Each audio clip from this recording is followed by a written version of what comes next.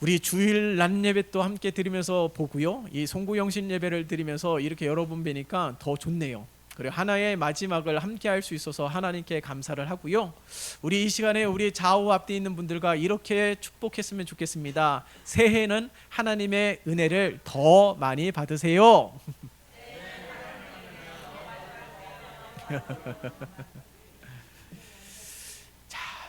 올해도 하나님의 다함이 없는 은혜가 충만한 한 해인 줄 믿습니다. 그렇게 고백하는 한 해인 줄 믿습니다. 물론 여전히 우리들의 삶은 어려움 속에 남아있고 여전히 응답되지 않은 기도의 제목도 있지만 하나님께서 그 가운데 하나님 앞에 올렸던 수많은 기도의 제목들 가운데 응답하신 기도들도 상당히 많았다는 사실을 절대로 잊으면 안 되는 거예요. 그래서 우리가 주일 낮 예배 때도 요나단을 보내서 위로하셨던 것처럼 하나님께서 베풀어 주신 그 은혜들을 기억하면서 하나님이 올해도 눈동자와 같이 살피셨고 오늘 말씀 속에서도 하나님께서 싸게로 감싸두시듯 우리를 지키시고 보호하여 주셨다는 사실을 잊으면 안 될 것입니다. 그래서 우리가 올 한 해를 되돌아볼 때에 우리는 가슴 아팠던 일들은 하나님께서 지워주시고 하나님께서 은혜를 베풀어 주셨던 일들만 기억하고요. 그리고 우리가 항상 기뻐하였던 일들만 기억하며 하나님을 찬양할 수 있는 그런 한 해의 마지막이 되었으면 좋겠습니다. 그리고 하나님께서 우리들의 모든 상처와 우리들의 모든 무거운 짐들을 다 내려놓고요.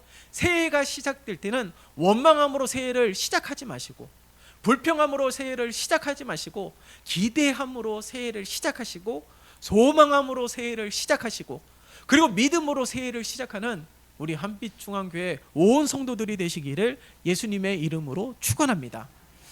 과연 이 새해를 맞이하는 한 해를 마무리하고 새해를 맞이하는 이 시점에서 하나님은 어떤 말씀을 전하기를 원하실까라는 것이 늘 걱정이 되었어요. 궁금하기도 하고 어떤 마음을 전해야 될지 오늘 이 본문의 말씀을 통하여서 우리가 함께 말씀을 나누고자 하는데요. 우리가 25장의 말씀을 다 읽지는 않았지만은 25장 1절의 말씀을 보면 어떻게 시작하냐면 사무엘 선지자의 죽음을 소개하고 있습니다. 이 25장의 이 본문의 말씀 시작이 사무엘의 죽음으로 시작하고 있다는 사실, 이것이 무엇을 의미할까요? 사무엘 선지자는요 이스라엘의 영적 지도자예요. 이스라엘의 영적 아버지입니다. 그래서 온 백성이 존경하였던 인물이 바로 사무엘 선지자입니다. 다윗도 마찬가지였어요. 다윗에게도 사무엘은 아주 특별한 존재입니다. 누가 다윗에게 기름을 부었습니까? 하나님이 기름 부었지만은 하나님께서 사무엘 선지자를 통하여 다윗에게 기름 부었습니다. 그리고 다윗에게 기름 부으면서 사무엘의 지도를 받기도 하였어요. 그렇기 때문에 다윗에게 있어서 사무엘은 영적 아버지이며 존경의 대상이 되는 것이에요. 도망자 신세이지만 사무엘의 선지자의 죽음의 소식을 듣게 되었을 때에 그는 어떻게 했을까요? 광야 속에서 눈물만 흘리면서 가슴을 쳤을까요? 도망자입니다. 그러함에도 불구하고 사무엘 선지자의 장례식에 참여하게 됩니다. 그것은요 무모한 거예요. 도망자인데 이 장례식에 참여한다는 것은 무모한 것입니다. 물론 남들이 알아보지 않게 변장을 했을 거예요. 그때 당시에 변장에 뭐 어떤 것들이 있겠습니까? 뭐 그냥 망토 같은 거 다 뒤집어 쓰고 그러면서 남들이 알아보지 못하게 저 구석에서 장례식에 참여했을 것입니다. 상상하자면 그 정도로 이 사무엘의 선지자의 죽음은 다윗에게 큰 아픔이었다는 거예요. 영적 아버지로 생각하였던 분이 죽음을 맞이하게 되었을 때에 그의 마지막을 함께 하고 싶은 그런 간절함에 이 다윗은 무모하지만 장례식에 참여하였다는 사실을 우리는 놀랍게 여길 수가 있었습니다. 한편으로는 사무엘 선지자가 살아있기 때문에 사울이 다윗을 죽이려고 하는 그 순간에도 눈치를 보았을 거예요. 그런데 이제는 바뀌었습니다. 상황이. 사무엘 선지자가 죽자 이제는 사울은 더 악랄하고 더 잔인하고 더 눈에 불을 켜면서 다윗을 찾아 죽이고자 했을 것입니다. 다윗에게는요 600명의 용사들이 함께하고 있어요. 그의 600명의 용사의 리더가 다윗입니다. 그런데 그 많은 것들이 부족해요. 식량도 부족하고요. 그렇지만은 다윗에게 있어서는 이 용사들을 책임질 의무와 책임이 있다는 거예요. 그래서 이 도망자 신세로서 식량도 부족하기 때문에 점점점 지쳐가게 될 것이에요.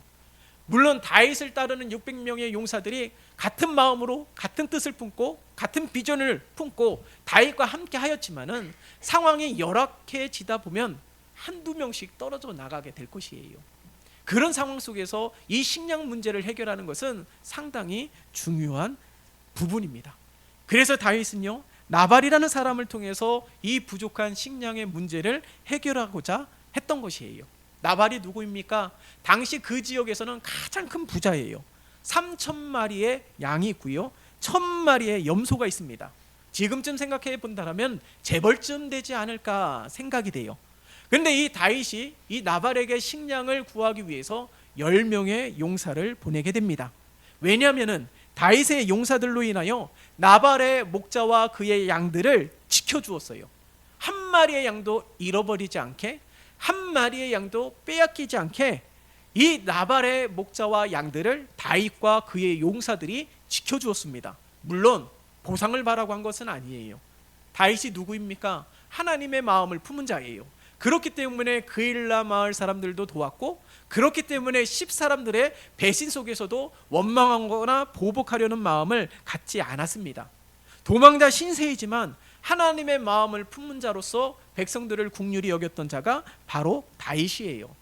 그런데도 불구하고 이 용사들을 보내어서 이 부족한 식량을 구하고자 했던 것이죠.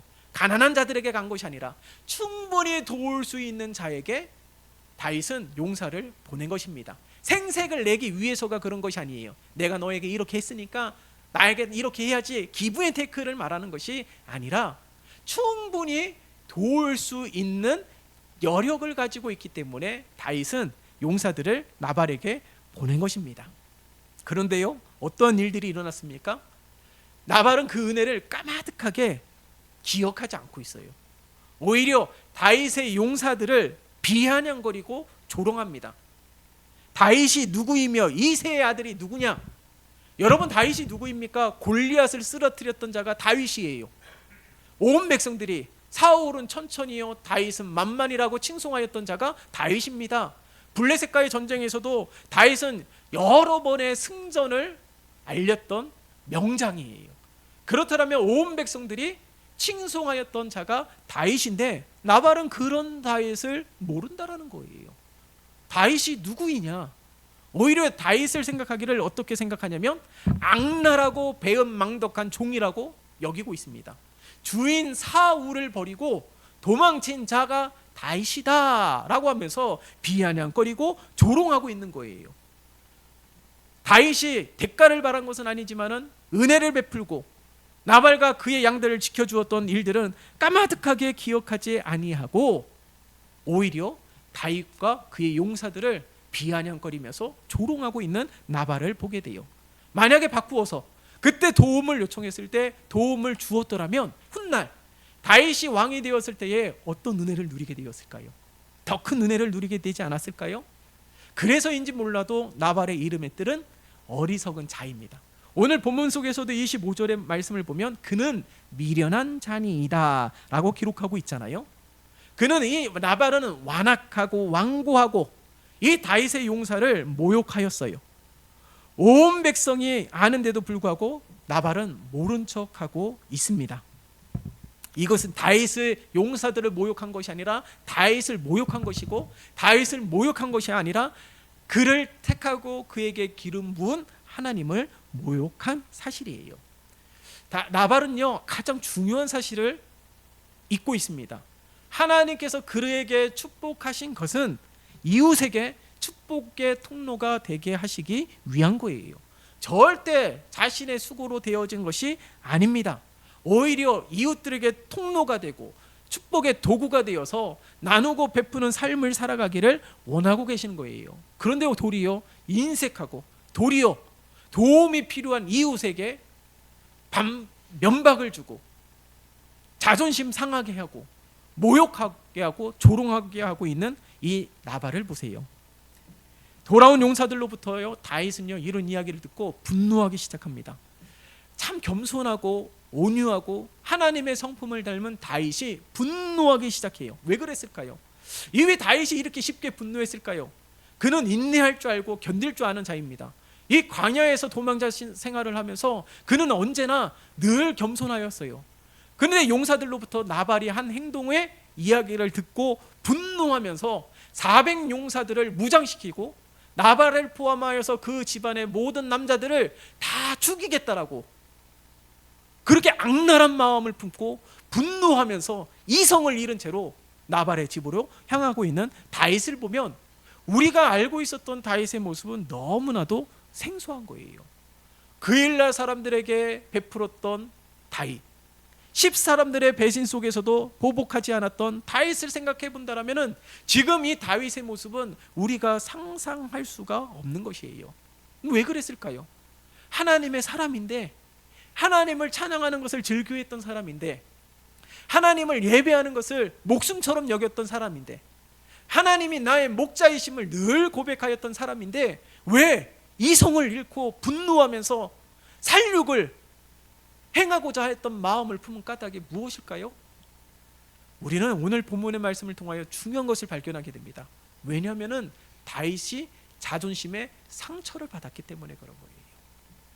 여러분, 자존심의 상처를 받으면요, 이 다윗처럼 이성을 잃을 수도 있습니다. 자존심의 상처를 받으면 다윗처럼 분별력이 떨어질 수도 있습니다. 자존심의 상처를 받으면 다윗처럼 잘못된 선택을 할 수 있다는 사실을 잊으면 안 되는 거예요.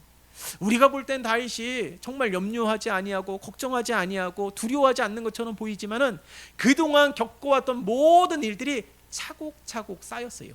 그 일날 사람들에게 배신당하였던 상처가 쌓이고, 10사람들의 배신을 당하였던 상처가 쌓이고, 사울에게 쫓겨다니면서 도망자 신세로 살아가고 있는 그 모습 속에서 서운함이 쌓이고, 그 쌓이고 그런 상태에서 다윗의 자존심이 상하게 되었을 때에 그것이 한 번에 폭발하게 되는 것이에요.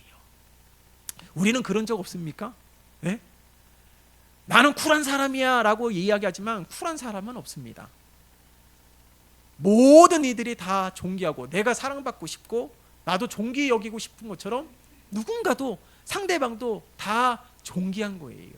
다 소중한 것입니다. 나는 기이 여기면서 남들을 조롱하고 아랫사람 내 아들 하대하고 그런 것은 하나님께서 기뻐하시는 것이 아닙니다. 마찬가지로 우리들의 삶 속에서도 내가 인지하지 못하지만은 무의식 속에 담겨진 상처들이 있어요. 그래서 우리 내면을 치유해야 되는 것이 아주 급한 것 아니겠습니까? 어렸을 때 받은 상처 나는 까마득히 잊고 있었음에도 불구하고 그것으로 인하여 내가 살아가는 데 있어서 나의 생각하는 것이라든가 나의 생활하는 것이라든가 크게 영향을 받고 살아가는 것이 우리들이에요. 그 사람 자체가 잘못된 것이 아닙니다. 그동안의 어렸을 때의 상처들, 겪어오면서 상처들, 살아오면서 크고 작은 많은 어려움들로 인하여 나도 모르는 사이에 이 상처가 굳어져 가고 있었던 거예요. 나는 이미 해결됐다라고 생각이 됐지만은 다윗과 같이 자존심이 상하게 되었을 때에 한순간에 폭발하게 되고 한순간에 분노하게 되고 한순간에 그렇게 포악한 성격이 드러나게 되는 것은 아직까지도 내 안에 내가 알지 못하는 상처가 남아있다는 사실을 발견하게 되는 거예요. 왜 하나님께서 한 해를 마무리하는 이 시점에 하나님께서 우리에게 이 말씀을 주시는 까닭이 무엇입니까? 우리가 어떤 하나님의 은혜를 누리고 우리가 어떻게 하나님의 은혜를 흘려보내야 되는지를 오늘 우리에게 말씀하고 있는 거예요. 올 한 해는요 이미 지나갔습니다. 되돌릴 수도 없어요. 되돌리고 싶은 순간들이 상당히 많았음에도 불구하고 되돌릴 수가 없습니다. 자, 그렇다면 우리는 앞으로 어떻게 살아가야 될까요? 우리 주님은 에베소서 4장 26절과 27절의 말씀을 통하여서 이렇게 말씀하셨어요. 분을 내어도 죄를 짓지 말며 해가 지도록 분을 품지 말고 마귀에게 틈을 주지 말라고 말씀하셨습니다. 어떻게 해요? 분을 내지 말래요. 왜요? 그 때문에 죄를 지을 수 있기 때문에. 왜요? 분을 내지 말라고 말씀하신 이유가 무엇입니까? 그것이 마귀에게 틈을 주고 있기 때문에 그렇다는 거예요. 대개 마음에 분노가 있을 때 보면은 말도 거치게 하지 않습니까? 눈빛도 매서워요.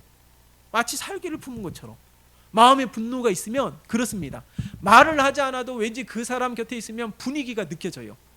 예? 어두운 그림자가 가득한 것처럼 느껴질 때가 얼마나 많이 있습니까? 뭐 행동도 거칠게 되는 것이죠. 나발이야 잘못하였다고 하지만은 그 집안에 거하고 있는 남자들이 무슨 잘못을 했겠어요? 그런데 이 다윗의 분노로 죄 없는 사람들까지 나발처럼 취급을 받아서 다윗의 분노의 칼날에 사륙을 당하게 될 위기 속에 있는 거예요. 이 분노가 사라지지 않습니다. 이 분노가 가라앉질 않아요. 그랬을 때 하나님께서 어떻게 하셨습니까? 다윗에게 요나단을 보내듯 하나님께서는 아비가일을 통하여 다윗의 분노를 가라앉게 하고 있습니다. 그로 인하여 이 다윗은 분노가 멈췄어요. 로마서 12장의 말씀을 보면 원수를 갖지 말라라고 말씀하셨습니다. 왜냐하면 하나님의 진노하심에 맡기라는 거예요.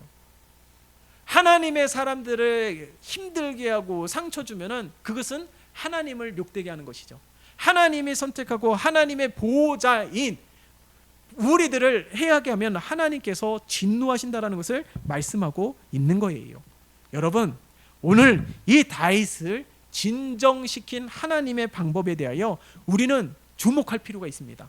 아비가일이라는 사람을 통하여 하나님은 어떻게 그의 상처와 그의 분노를 어루만져 주셨는지에 대하여 오늘 말씀을 통하여 함께 발견하는 시간이 되시고, 우리가 새해를 맞이하면서 우리가 어떠한 삶을 살아가야 되는지를 함께 발견하며 결단하는 오늘 이 시간이 되면 좋겠습니다. 여러분 가만히 보세요. 말씀을 보면 이 하인이 이런 사실을 알고요,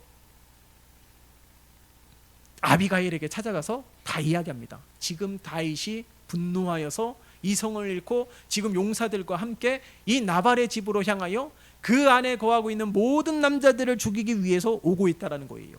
왜 이 일들이 일어나게 되었는지에 대하여 나발이 아니라 아비가일에게 와서 이야기하고 있다는 것에 주목할 필요가 있어요. 나발은요 지금 어리석은 자입니다. 그에게 이런 일들을 이야기한다 할지라도 전혀 인지하지 못해요. 그래서 지혜로운 여인에게 이 사실을 알리고 있는 것이죠. 여러분, 여기에서 가장 중요한 것은요, 바로 이 지혜로운 여인에게 하인이 그 모든 상황들을 이야기했다라는 거예요. 여러분, 이 모든 말도요, 여러분 함께 믿음이 있는 자들, 함께 기도하는 자들과 공유하세요.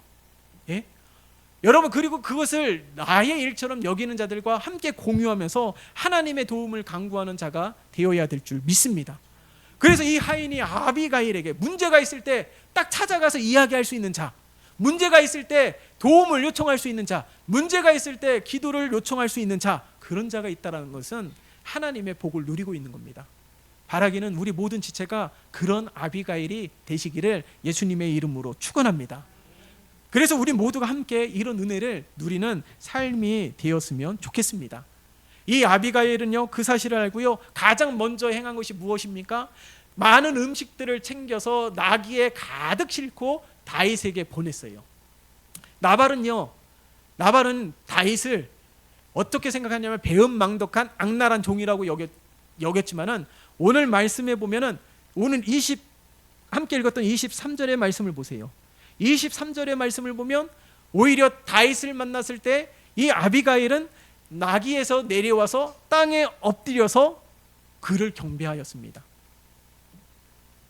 다윗은요, 나발에게 도움을 요청했을 때 나발을 어떻게 높이느냐면 내 아버지여 라고 높였어요. 말씀을 가만히 보면. 그리고 자신은 아들이라고 낮췄습니다. 다윗은 용사임에도 불구하고, 장수임에도 불구하고 나발보다 지위가 높은데도 불구하고 나발을 아버지처럼 여기며 그를 높였어요. 존중했다라는 사실이에요. 근데 오히려 반대로 나발은 오히려 다윗을 악랄한 종으로 비아냥거리고 조롱하였는데, 아비가일은 보세요. 오히려 다윗을 보자 나귀에서 내려서 땅에 엎드려 그를 존중하고 그를 경배하고 있는 아비가일의 모습을 보세요. 오히려 다윗을 귀한 손님으로 여기면서 좋은 음식을 풍성하게 채워서 보냈습니다. 지금 다윗이 어떤 상태예요? 분노한 상태입니다. 이성을 잃은 상태예요. 그런 상태에서 다윗을 마주한다는 것은 어리석은 것이죠. 그렇기 때문에 이 좋은 음식을 보내고 귀한 손님으로 여긴 다음에 조금이라도 이 분노가 가라앉힌 다음에 아비가일은 다윗을 만나게 했던 겁니다. 하나님께서 이런 은혜를 베풀어 주셨어요.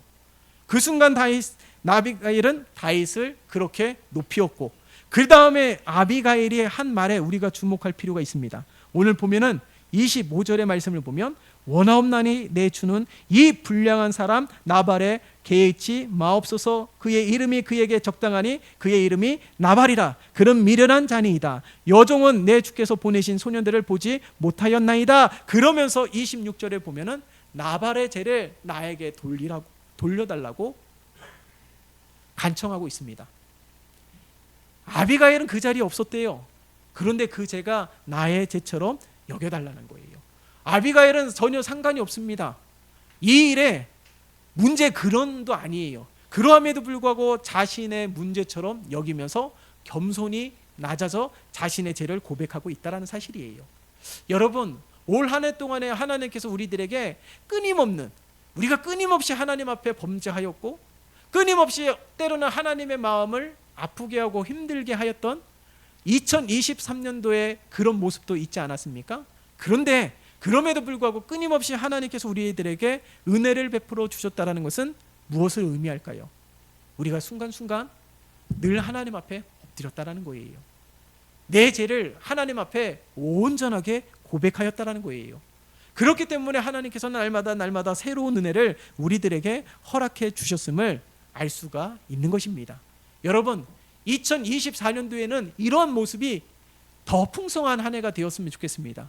날마다 하나님 앞에 겸손한 모습으로, 날마다 하나님 앞에 죄인이어서 하나님의 은혜 없이는 살아갈 수 없는 자임을, 나는 하나님의 은혜로 새롭게 된 피조물이지만 여전히 남아있는 옛 모습이 발견되는 지금의 현재의 내 모습이기에 여전히 하나님의 은혜를 갈망해야 되고 하나님의 은혜를 간절히 원하는 우리 모두가 되어야 될 거예요.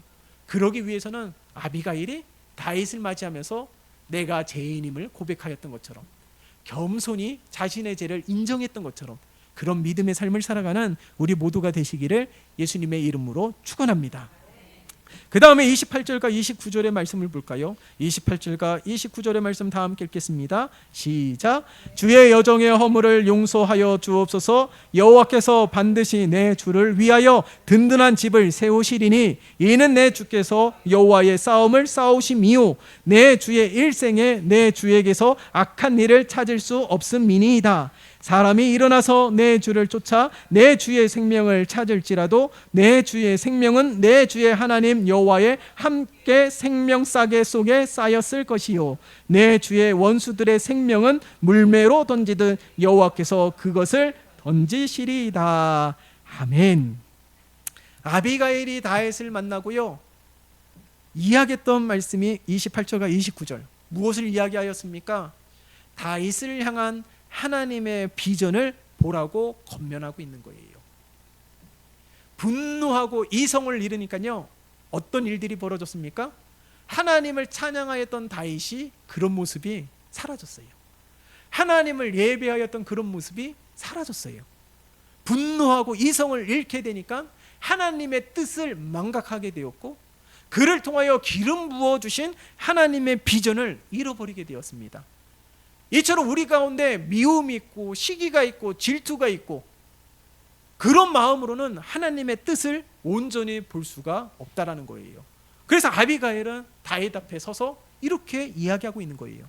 여호와께서 반드시 내 주를 위하여 든든한 집을 세우시리니, 여기선 집은 무엇을 의미하냐면 이스라엘의 왕조예요.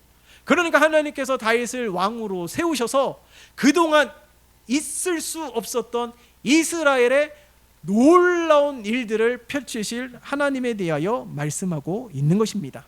그뿐만이 아니죠. 하나님은 어떻게 해요? 다윗을 향한 이 싸움이 하나님 자신의 싸움으로 여길 뿐만 아니라 다윗을 어떻게 보호하신다고요? 생명싸개 속에 쌓아서 그를 보호하신다라고 분명하게 말씀하고 있는 거예요. 사람인지라 오랫동안 광야 생활을 하고 사람인지라 오랜 동안 어려움에 있다 보면 마음이 나도 모르게 강팍해집니다. 오랫도록 이렇게 어려움을 당하게 되면, 상처를 받게 되면 나도 모르는 사이에 나의 신경도 예민해지고 날카롭게 변화되기도 하는 거예요. 그래서 우리가 이 내 마음속에 분을 품지 말라라고 우리 주님께서 에베소서에 통하여서 말씀하신 것이 바로 그 중요한 의미가 있는 거예요.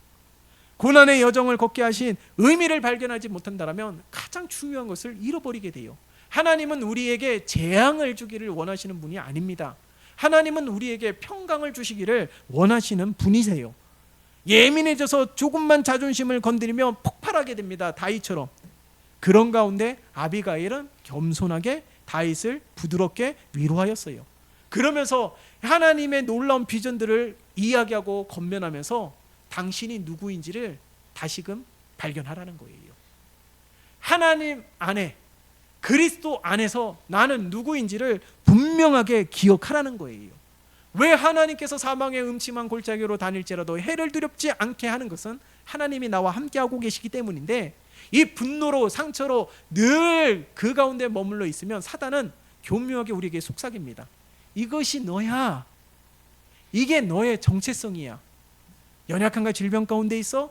그러니 너는 이 질병 속에서 벗어나지 못해. 직장을 잃었으면 너는 실직자야. 아무것도 하지 못하는, 무엇도 할 수 없는 루저라고 이야기합니다. 우리들에게 늘 그렇게 이야기하고 있는 거예요. 너의 정체성은 바로 그거야.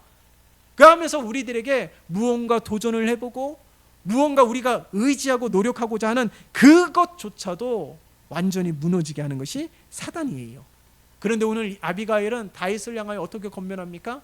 당신이 누구입니까? 하나님께서 선택하신 자라는 거예요. 하나님께서 당신을 통해서 무엇을 이루길 원하십니까? 당신을 통하여 이스라엘이 든든하게 세워지며 하나님의 나라요 거룩한 제사장 나라의 사명을 감당하는 민족이 되게 하시기 위한 하나님의 놀라운 비전을 가지고 있음을 기억하라는 것입니다. 왜 하나님께서 사망의 음침한 골짜기로 다닐지라도 해를 당하지 않게 하시는 것은 하나님의 비전이 있기 때문에 그런 거예요. 우리를 향하여 하나님이 이루시고자 하는 놀라운 비전이 있기 때문에 그런 것입니다. 그래서 아비가일은요 다윗에게 이렇게 이야기하고 있는 거예요. 하나님의 안에 있는 당신 누구인지를 아는 것, 그것은 이 어려움을 넉넉히 이기며 함부로 살지 않게 하는 힘이라는 겁니다. 내가 누구인지, 나는 하나님의 거울이며 나는 그리스도를 나타내는 축복의 통로이기에 내가 함부로 살아가면 안 되는 거예요. 함부로 말하는 것도 아니고 함부로 남을 대하는 것도 아니고 내가 하나님의 사람이기 때문에 그렇다라는 것입니다. 저와 여러분들이 누구입니까? 다윗과 같이 그리스도 안에 있는 신실한 하나님의 일꾼이요 거룩한 하나님의 자녀인 것을 기억하시기를 바랍니다. 왕같은 제사장으로 우리에게 말씀하셨어요. 우리는 왕같은 제사장이래요. 그렇기 때문에 우리들은 하나님이 보실 때에 존귀한 자들이에요. 그러나 우리들의 삶 주변을 살펴보면 나발 같은 사람이 얼마나 많이 있습니까? 폭력을 행하고 난폭 운전을 하고 온갖 심한 말들을 하면서 우리들의 마음을 상처를 주는 나발 같은 사람들이 우리 주변에 상당히 많이 있습니다. 그럴 때에 우리가 분노하면서 하는 것이 아니라 내가 누구인지, 나는 그리스도 안에 있는 자이기에 나는 어떻게 행해야 되는지 함부로 행하지 아니하고 함부로 말하지 아니하고 그렇게 살아가는 우리 모두가 되시기를 예수님의 이름으로 축원합니다. 이 아비가일 때문에 이 다윗은 살육을 막을 수 있었던 거예요. 그래서 우리 함께 오늘 본문을 읽지 않았습니까? 오늘 이 아비가일을 통하여서 죄를 범하지 않게 한 놀라운 일들에 대하여 고백하며 하나님을 찬양하고 있는 다윗을 보세요. 만약에 살육을 행하였더라면 그가 왕이 되었을 때 큰 오점을 남겼게 되었을 것입니다. 우리 국가의 위정자들 보면 이 청문회를 통하여서 자신의 과거에 행하였던 일들이 결국에 발목을 잡는 일들을 우리는 종종 보았어요. 다윗도 왕이 되었을 때에 살육을 행하였더라면 백성들이 그를 존중하지 않을 뿐더러 그를 존경하지도 않았을 것입니다. 하나님은 그것을 막으신 거예요. 누구를 통해서? 아비가일을 통해서. 지혜로운 여인 아비가일을 통해서, 겸손한 여인 아비가일을 통해서 하나님은 다윗을 막으신 것이죠. 나발의 이름의 뜻이 어리석음이라면 아비가일의 이름의 뜻은 기쁨의 근원이에요. 그 여인이 기쁨의 근원이라는 것이 아닙니다. 하나님이 모든 것의 근원이시기 때문에 아비가일은 그 하나님께서 베풀어 주신 은혜들로 인하여 늘 기뻐하며 살아간다라는 그 의미가 담겨져 있는 거예요. 2024년도 새롭게 열리는 2024년도는 아비가일의 이 이름의 뜻처럼 하나님이 모든 것의 근원 되시기 때문에 내 안에서 하나님을 의지함으로 하나님의 뜻을 기억함으로 하나님 안에 내가 누구인지를 분명하게 고백함으로 우리 안에 이 기쁨이 날마다 넘쳐나게 될 줄 믿습니다. 그래서 우리들이 분명하게 기억하십시다.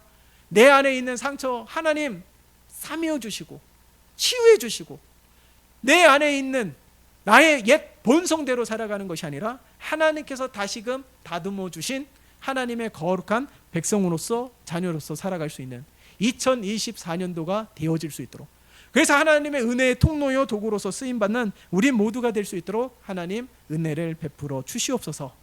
그렇게 살아가는 2024년도 2023년도 생각하게 될 때에 아쉬움이 있다라면, 후회되는 일들이 있다라면, 내가 조금만 더 열심히 할 것, 그런 아쉬움이 남아있다라면 2024년도에는 그런 아쉬움들을 털어버리고 우리가 그렇게 고백했던 것처럼 더 열심히 하나님의 뜻 기억하고 하나님께서 우리들에게 말씀하신 비전들을 생각하면서 그 일들을 함께 이루는 우리 모두가 되시기를 예수님의 이름으로 축원합니다.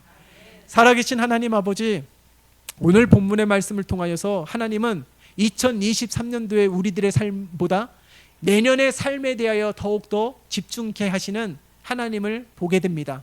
우리 안에 아직도 치유받지 못한 상처들이 남아있지만 그것으로 인하여 분별력을 잃어버리고 하나님의 뜻을 잃어버리는 것이 아니라 아비가일을 통하여 하나님께서 다윗을 막으셨던 것처럼 우리가 예수 그리스도 안에 누구인지를 기억하며 사망의 음침한 그곳에 정체성을 가지지 말고 우리는 하나님의 역사심과 하나님의 인도하심으로 말미암아 그곳을 뛰어넘어 날마다 하나님을 하나님 되게 하는 우리 모두가 되게 도와주시옵소서.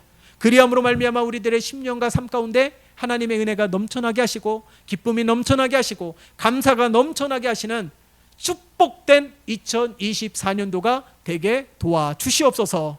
예수 그리스도의 이름으로 기도드리옵나이다. 아멘.